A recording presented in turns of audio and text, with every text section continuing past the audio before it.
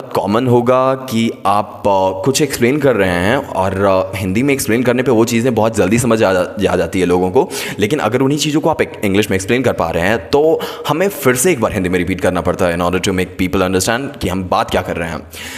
नमस्कार, welcome back to your favourite spoken English channel Vision spoken English. इसमें मैं 5 चीज़ें भी सिखाने वाला हूँ। पहला, अगर आपने इसे सच में सीख लिया तो ये प्रॉब्लम नहीं होगी कि आप अपने अगर अपना कोई भी मैसेज इंग्लिश में दिया है तो वो बोरिंग नहीं होगा, सबसे पहली बात।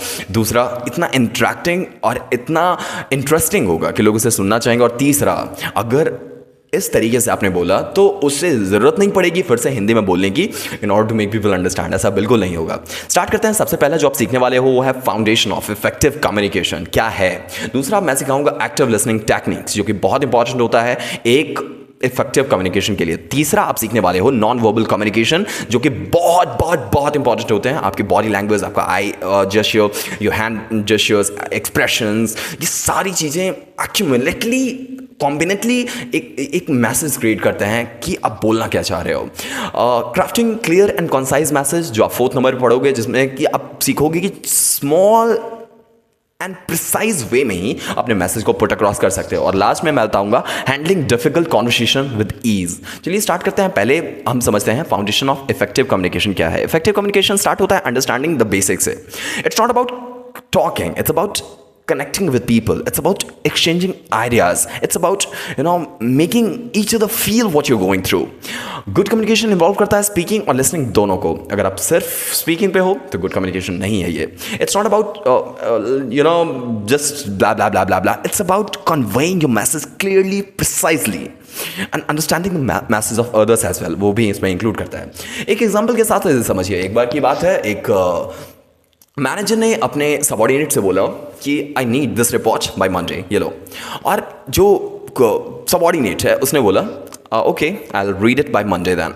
इसने बोला था I need this report by Monday. ये नहीं बोला था कि पहले से पढ़ो उसके बाद इस पे रिपोर्ट बनाओ मंडे के बाद। नहीं, मंडे को सबमिट करना था उसे।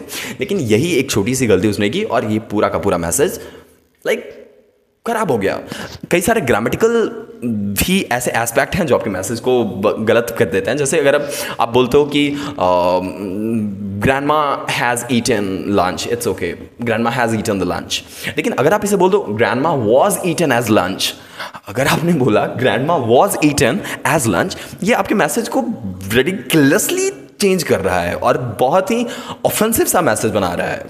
तो देखिए, तो ये बहुत इंपॉर्टेंट पार्ट होता है। एक्टिव लिसनिंग यहाँ पे बहुत इंपॉर्टेंट है। एक्टिव लिसनिंग बहुत क्रूशियल होता है इफेक्टिव कम्युनिकेशन के लिए। It's not about hearing words, it's about understanding the complete message and feeling and with the help of intonation, with the help of pitches, gestures, ये सारी चीज़ें accumulate होके आपको सिखाएंगी कि वो जो स्पीकर है वो बोलना क्या चाह रहे हैं। अगर एक्टिव लिसनिंग आपकी अच्छी है तो आपकी स्पीकिंग भी बहुत अच्छी होगी। Active listening involves fully concentrating on the speaker and acknowledging what the speaker is talking about, what is the message, and responding thoughtfully on that message. It requires focus and empty.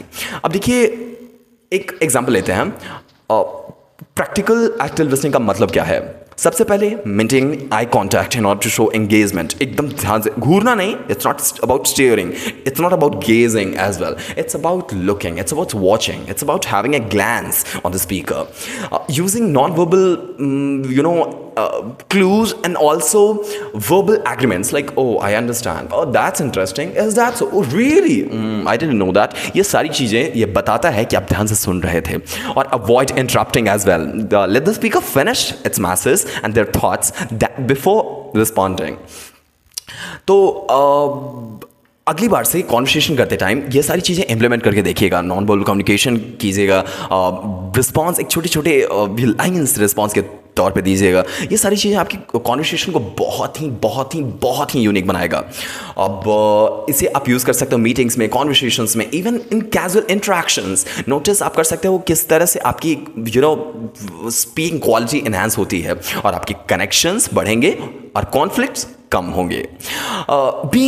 Imagine being in a meeting where everyone listens ideas in order to exchange their thoughts effectively and decisions are made as per that। तो decision और effective होता है इससे। Empathy को practice करना चाहिए. Put yourself in speakers point of view and then reflect on their feelings and perspectives before enhancing your own thought upon that. अब समझते हैं नॉन वर्बल कम्युनिकेशन क्या है और ये बॉडी लैंग्वेज का मतलब क्या है, ये क्या शो करता है. Non verbal communication includes all the ways that convey your message without using a single word. Body language, facial expressions, gestures, ये सारी चीज़ें कंबाइन होके ऑथर को और लिसनर्स को फील कराती हैं कि आप क्या बोल रहे हो, उन वर्ड्स को बोलते टाइम आप फील क्या कर रहे हो. ये सारी चीज़ें हम लिसनर्स को कन्वे करा पाते हैं नॉन वर्बल कम्युनिकेशन के थ्रू. बॉडी लैंग्वेज हमें रिवील करता है एकदम ट्रू वाली फीलिंग्स को, जो आप फील कर रहे हो. ये इंट्रैक्शंस, ये रिएक्शंस, ये सब फील होते हैं. Understanding and controlling how your non verbal cues work, it can significantly enhance and impact on the way how your message is received.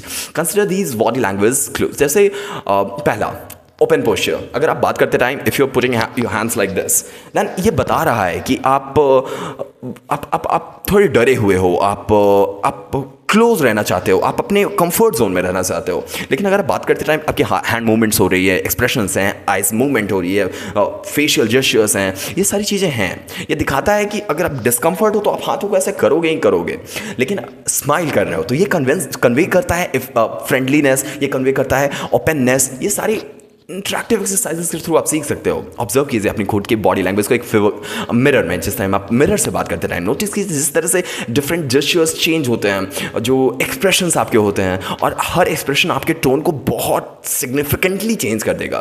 अब आपको माइंडफुल होना चाहिए उन बॉडी लैंग्वेजेस को लेके in various settings like meetings, social events, interviews, even in normal interaction, chit chats. Align कीजिए अपने non verbal cues को और इनटू वर्बल मैसेज, वर्बल और नॉन वर्बल दोनों को मिक्स करके साइमल्टेनियसली प्रेजेंट कीजिए.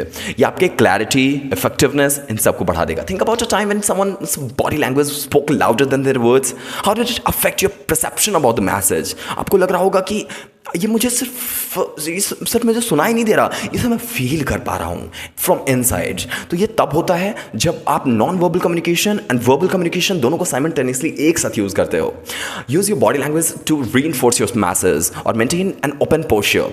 अच्छा, इसका अगर सच में इम्पैक्ट देखना है तो एक बार मिरर के सामने खड़े होकर सेम चीज़ों को आप नॉर्मल बिना एक्सप्रेशन के, बिना हाथों को मूव करते हुए बोलिए, और फिर उन्हीं मैसेजेस को आप हैंड जेस्चर्स, आइज के एक्सप्रेशंस, बॉडी जेस्चर्स, मूवमेंट्स सबको एक साथ इंक्लूड करके बोलिए. फिर देखिए उसका इम्पैक्ट क्या होता है. Maintain an open posture and appropriate gesture in order to support your words. अब हम समझते हैं कि crafting clear and concise message क्या होता है और इसे हम कैसे कर सकते हैं. देखिए, क्लियर एंड कॉन्साइज मैसेज आप इंश्योर करता है कि आपके आइडियाज़ जो हैं जो इफेक्टिवली कम्युनिकेट हो जाएं और ये आपके ऑडियंस को समझ में भी आए. To be clear and concise you should focus on main points of your message. Avoid unnecessary details and jargons that you add in order to confuse your audience. It shouldn't be happen. एक email consider कीजिए. जैसे आप लिखते हो, I'm writing to inform that I need to discuss on the details regarding upcoming project and meeting, how we can plan effectively to it. और उसके बाद आप लिखते हो, let's schedule a meeting to discuss and project details. Please suggest a suitable time. दोनों में से अच्छा कौन लग रहा था आपको?